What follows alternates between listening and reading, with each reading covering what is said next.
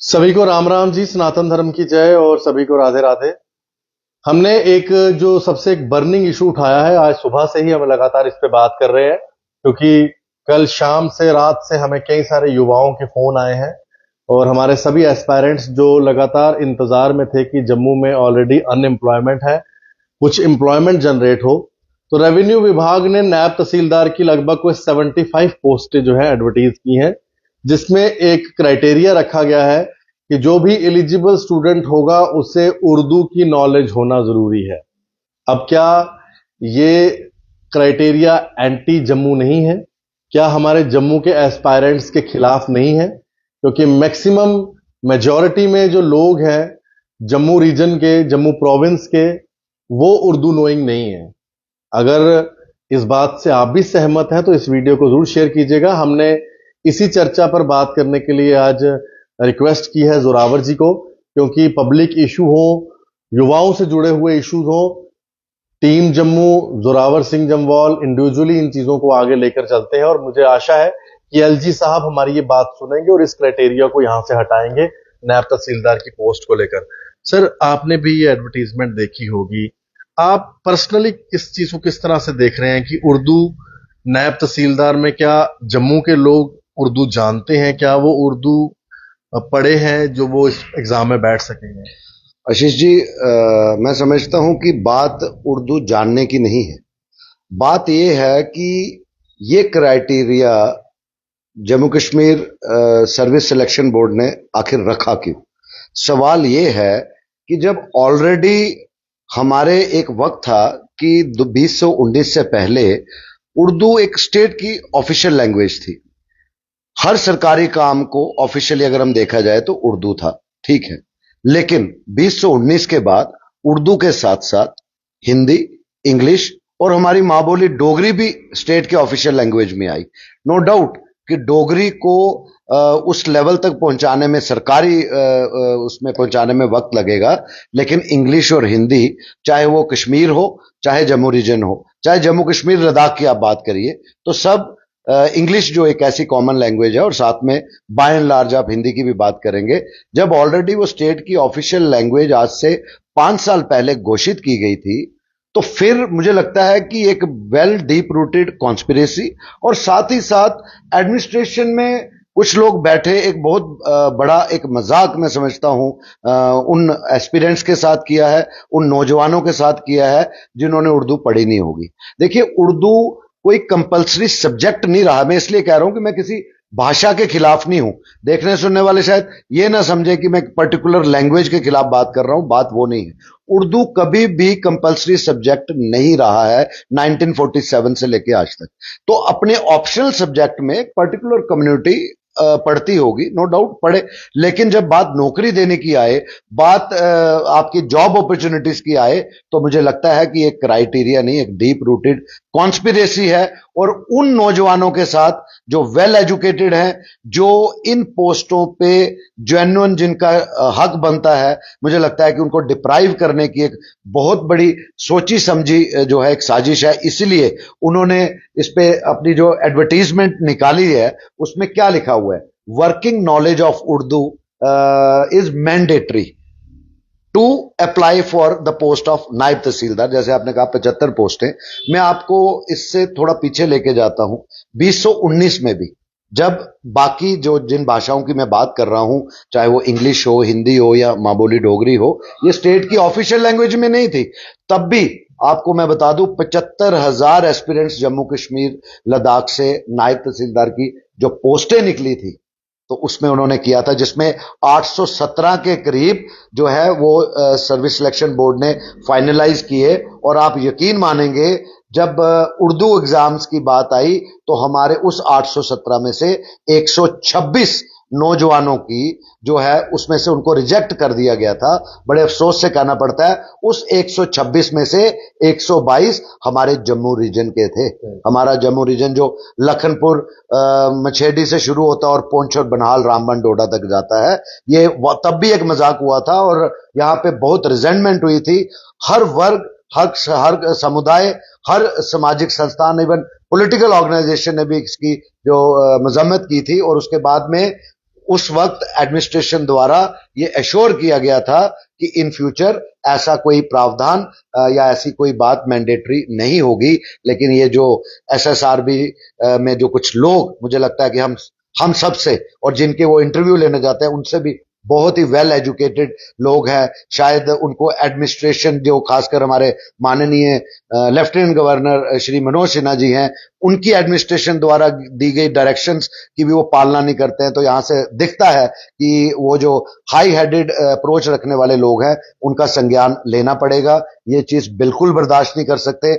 Already employment opportunities कम होती जा रही है, इसमें कोई दो राय नहीं है। और जब एम्प्लॉयमेंट अपॉर्चुनिटीज में भी ऐसी अपॉर्चुनिटी हमारे पढ़े लिखे नौजवान जो शायद कई सालों से अपने घरों में बैठ के, अपने गांव पंचायत में, जरूरी नहीं है कि सब शहर के ही लोग होंगे, बॉर्डर एरियाज में आपने हाल देखी होगा, बॉर्डर एरियाज के भी नौजवान इसके लिए तैयारी कर रहे होंगे कई सालों से। आज आपने कहीं ना कहीं एक मैसेज दिया कि you are not eligible. I think कि ये कोई भी बर्दाश्त नहीं कर सकता है। ये बहुत बड़ी एक साजिश है, इसको हम कामयाब नहीं होने देंगे, चाहे कुछ भी हो जाए।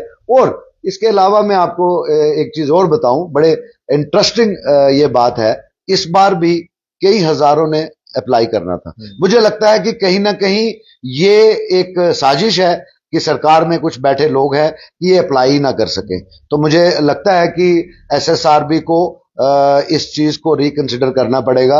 अदरवाइज यूथ सड़कों पे आएगा, जवाबदेही इस सरकार की होगी, यूथ की नहीं होगी। जोरावर जी, एक बड़ा टेक्निकल पॉइंट इसमें और आता है कि एक समय था जब रेवेन्यू विभाग उर्दू में ही चलता था, सारा सिस्टम है ना, किसी ने फर्द कटाने है, किसी ने फलाना काम है, जमीनी काम है, तो वो सारा उर्दू में ही जो पुराना सिस्टम चलता आया है। लेकिन कुछ सालों से जब से ई डिजिटल सिस्टम आ चुका है तो बड़े सारे रिकॉर्ड जो है वो डिजिटली शिफ्ट हो चुके हैं और रेवेन्यू डिपार्टमेंट भी 99% जो है अब ई रेवेन्यू डिपार्टमेंट बन चुका है।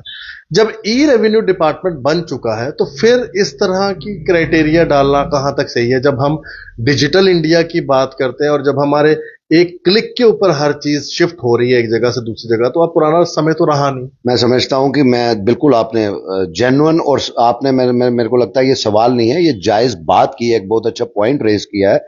मैं इसी में ऐड ऑन करूंगा कि 2019 के बाद भारतीय न्याय संहिता की अगर हम बात करें बीएनएस में, पहले सिर्फ जैसे आपने बात की कि उर्दू में ही सारे कामकाज थे। ऑब्वियसली पुलिस स्टेशन चौकियों में भी एफआईआर उर्दू में लगती थी। अब आप पीछे 4 साल में देख लीजिए, इंग्लिश हैज बीन इंट्रोड्यूस। जब अंग्रेजी सब्जेक्ट पुलिस ने भी अडॉप्ट कर लिया, जैसे आपने बताया कि जो ई सिस्टम हमारा यहाँ पे अब शुरू हुआ, डिजिटल सिस्टम, ई स्टैंपिंग आ गई है, जब वहां पे भी इंग्लिश और हिंदी सेकंड उस पे लाए, तो जब शुरू हो गई है तो why not in the job opportunities. बहुत ही उसमें कहते हैं कि मैं इसमें एक बात कहूंगा, ऑल इंडिया लेवल पे आईएएस और आईपीएस की सिलेक्शंस होती, कोई साउथ इंडिया से होगा, कोई गुजरात से होगा, कोई दिल्ली से होगा, कोई पंजाब से होगा, कोई वेस्ट बंगाल से होगा, कोई मध्य प्रदेश से होगा, लेकिन वो इंग्लिश और हिंदी पढ़ते हैं। इसके अलावा जम्मू कश्मीर स्टेट की अगर हम बात करें एडमिनिस्ट्रेटिव सर्विसेज की, जो कैंडिडेट सिलेक्ट होते हैं, जिन जो जम्मू कश्मीर एडमिनिस्ट्रेटिव सर्विस के हैं, उनको जम्मू कश्मीर में ही काम करना है। और जो आपके आईएएस आईपीएस है, जिनको जे&के अंडर अगमेंट अलॉट किया जाता है, तो सारे उर्दू नहीं होते हैं भाई साहब। ये मैं आपको पिछले 20-25 साल, मच बिफोर 2019 से भी पहले की, यूटी बनने से पहले की भी बात करूं, तो देयर इज ए सिस्टम कि जब वो आते हैं, एक स्पेशल ट्रेनिंग कोर्सेज होते हैं। हमारा जितने भी जेकेएस के एग्जाम्स देके नौजवान आज कोई एडिशनल डीसी, कोई एसपी या कोई डीएसपी बने हुए होंगे, जब भी ये लिस्टें निकलती हैं, वो सारे उर्दू नहीं होते। उनको उसके बाद में जब उनकी ट्रेनिंग अंडर वो रहती थी, वो सीखते थे। तो अगर इतना ही टेक्निकल कोई हो सकता है कि जब से आपने ये मुहिम या बाकी हमारे पत्रकार भाई इस पे बात कर रहे हैं, चर्चा कर रहे हैं, हमारा सभ्य समाज इस पे चर्चा कर रहा है, इतनी रिजेंटमेंट हो रही है, तो हो सकता है कि सर्विस सिलेक्शन बोर्ड अपने कुछ तथ्य लेके आए। मैं उनको यहीं से बता देता हूं कि वो जो कहने की कोशिश करेंगे, भाई साहब इसका भी जवाब दे देना कि जब वो एंट्रेंस देके, प्रीलिम देके, मेंस करके पास होके जब अपॉइंटमेंट होती है, जब उनकी कोर्सेज आते हैं, अंडर ट्रेनिंग होते हैं, तो उनको ये चीजें तब सिखाई जाती थी। तो आप उर्दू इंग्लिश हिंदी वो जानते हैं, तो अगर इतना ही आपको टेक्निकल रीजन है तो आप भाई सर्विस सिलेक्शन बोर्ड इनको जो जो एलिजिबल कैंडिडेट हैं जब वो क्लियर कर लेते हैं, जो मेरिट्स में आ जाते हैं, जिनको नौकरियां मिलती हैं, तो आप उनके बाद भी तो सिखा सकते हो भाई। ये कौन सा आपने यहां पे वो एक स्टैचू लगा दिया कि मैंडेटरी होना चाहिए जी उर्दू नहीं। अगर ऐसी बात है तो सरकार को पहले हिंदी इंग्लिश तो है ही है, तो डोगरी और उर्दू को क्लास 1 से कंपलसरी कीजिए। जब हमारे चाहे वो उर्दू में कोई भी बच्चा हमारा पढ़ना चाहे पढ़े, बेशक पढ़े, डोगरी में पढ़ना चाहे हिंदी इंग्लिश में, जब ऑलरेडी ऑफिशियल लैंग्वेजेस में ये 4 लैंग्वेजेस है, then why preference to only one language? This is my point. I am not against any language, I am not against any region, लेकिन जब जस्टिस की बात आती है, जेन्युइननेस की बात आती है, तो मुझे लगता है कि जिन लोगों ने ये इसको मैंडेटरी बनाया उनको आज सवाल का जवाब देना बहुत मुश्किल पड़ जाएगा, और अगर इसको रिकंसिडर नहीं किया तो बहुत भारी भी पड़ेगा। ये मैं आपको बता दूं, नौजवानों का इम्तिहान इनको लेना बंद करना पड़ेगा। और मैं खासकर आशीष जी आपके माध्यम से माननीय उप राज्यपाल साहब को ये पुरजोर विनती करूंगा, उनसे अनुरोध करूंगा कि आपको इंटरवीन करना पड़ेगा। आप खुद भलीभांति सब चीजें जानते हैं, शायद आपके संज्ञान में राजभवन तक ये बात नहीं पहुंची हो, लेकिन ऐसे लोग भी आइडेंटिफाई करने पड़ेंगे जो आपकी दी हुई डायरेक्शंस की अवहेलना कैसे कर सकते हैं, उनकी भी अकाउंटेबिलिटी बनानी पड़ेगी। तो तब जाके जो लोग आपके ऊपर उम्मीद और आशाएं रखते हैं सरकार के अलावा एलजी एडमिनिस्ट्रेशन पे, वो यही है कि जो आप कहते हो वो करके दिखाते हो। तो आज ये वक्त है, जो जम्मू रीजन के बच्चे, जिन बच्चों को चाहे वो कोई भी हो, किसी भी धर्म जाति के हो, किसी भी वर्ग के हो, जब वो बच्चों को अगर जस्टिस चाहिए तो मुझे लगता है कि एलजी एडमिनिस्ट्रेशन में खासकर श्री आदरणीय मनोज सिन्हा जी को इंटरवीन करना पड़ेगा, और ये इमीडिएटली विड्रॉ करने पड़ेगी ये नोटिफिकेशन, और एक और नोटिफिकेशन आनी चाहिए जिसमें जो स्टेट की ऑफिशियल लैंग्वेजेस हैं उन सबका उसमें अप्लाई होना चाहिए, ना कि जो अभी एसएसबी ने जो नोटिफिकेशन दी है इसके तहत वो दो क्वेश्चन पेपर्स की वो कर रहे हैं। एक general type objective type question होंगे अंग्रेजी में, और दूसरा उन्होंने बना रखा है descriptive nature of Urdu for qualifying this exam. ये जो सेकंड पार्ट है इसको डिलीट करना पड़ेगा। अगर आप डिलीट नहीं कर सकते हैं तो इसमें जो हमारी ऑफिशियल लैंग्वेजेस हैं उन सबको उर्दू के साथ साथ उनको भी इसमें शामिल करना पड़ेगा। फिर ये नोटिस निकालेंगे, फिर ये नोटिफिकेशन निकालें, हमें कोई इतराज नहीं है।